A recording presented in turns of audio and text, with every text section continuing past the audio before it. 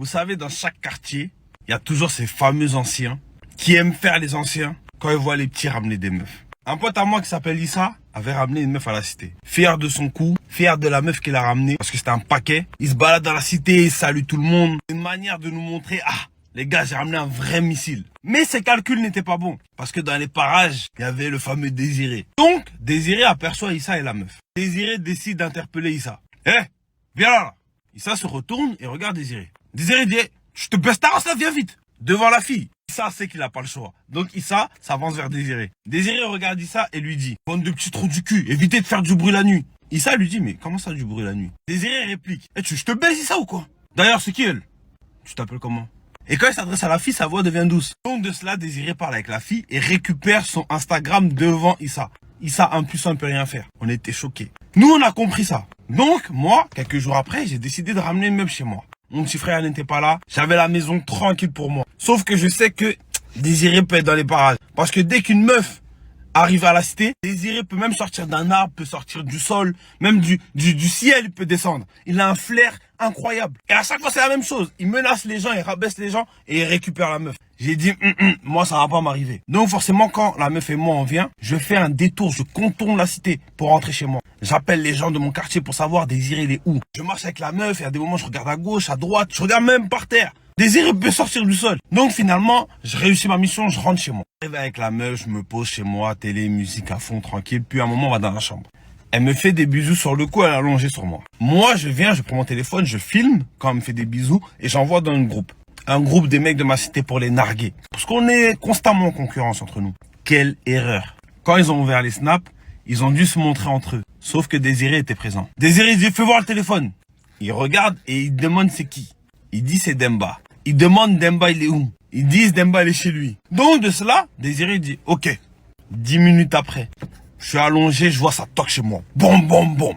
Je me dirige tout doucement, je regarde vers l'œilleton, je vois c'est Désiré. D'un coup, je me mets à transpirer, je me dis pourquoi Désiré toque chez moi. Désiré toque encore, bon, bon, bon. Là, il y a deux solutions. Soit j'ouvre pas. J'ai décidé de pas ouvrir. Désiré retoque et commence à dire un petit con, ouvre la porte là. Il toque, ça dure au moins 10 minutes. La meuf sort de la chambre, elle me dit, mais pourquoi touche pas? J'ai gobé la meuf par la bouffe. J'ai dit, ne parle pas, chut. Puis au bout de 10 minutes, ça a arrêté de toquer. Je me dis, Bélève, Désiré, il a bougé, il a compris. Je regarde dans l'œilleton, c'est pas Désiré, il est posé devant mes escaliers. Je repars dans la chambre. Je reviens 20 minutes après. Désiré, il est posé toujours dans les escaliers. Il se met à écouter à la porte. Il est même descendu regarder par ma fenêtre. Il m'a appelé au moins 300 fois. Jusqu'à il m'a envoyé un message. Il m'a dit si j'ouvre pas, il lance une grenade chez moi. Il est resté 2 heures dans mes escaliers. Au bout de 2 heures, il a abandonné. Mais par contre, il m'a recherché pendant 2 jours. Story time partie 2.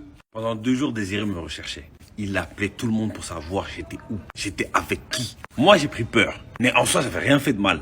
C'est mon pain.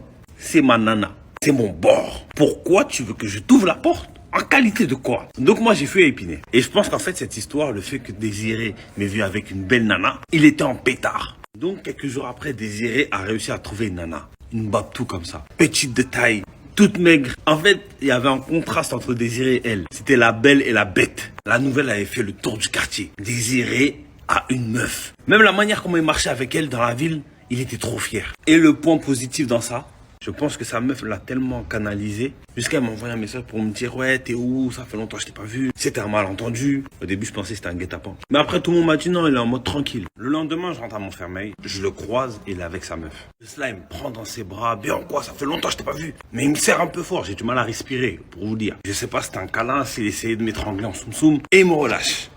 Moi j'étais tendu, je savais pas s'il allait me mettre une claque, s'il allait me mettre une patate. Puis il me demande c'est comment, tu vas bien? Ton père va bien? Moi, je lui réponds, ouais, tout le monde va bien. Et il me dit, à qui chez toi? Je sais pas pourquoi j'ai senti la patate. J'ai dit à ma soeur. Il me dit, ah, ok. Passe le bonjour. Je dis, vas-y, y a pas de souci. Il part. Moi, je suis soulagé, je repars au quartier. Vers les coups de minuit, on est tous au local. Désiré revient avec sa meuf. Et il décide d'appeler Dimitri et lui dit, viens, on va parler. Il sort, il parle. Dimitri revient 10 minutes après. Dimitri, il dit, les gars, je crois qu'il y a une dinguerie. Il me dit, à quoi? Il me dit que Désiré recherche Oumar. Oumar, c'est un mec sans histoire. Pas de bagarre.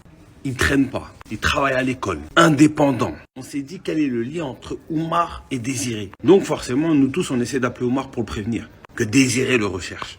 Oumar, il nous répond et il nous dit qu'il n'a aucune histoire avec Désiré, que c'est impossible. Il lui dit juste bonjour, au revoir. Vous savez pourquoi Désiré recherchait Oumar? Est-ce que vous voulez savoir ce que Désiré l'a fait?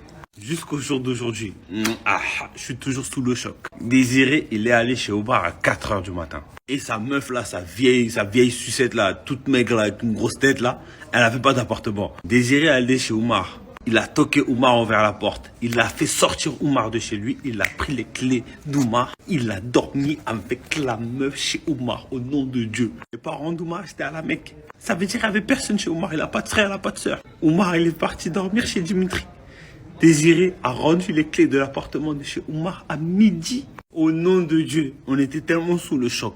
À ce moment-là, les gens ils disaient, faut tuer Désiré, faut le fumer. Parce que là, ça va plus. Les armes, ça va pas marcher. Faut des prières groupées face à lui. Faut qu'on demande à Dieu qu'il l'éteigne Désiré. Parce que là, on s'est dit, il a plus de limites.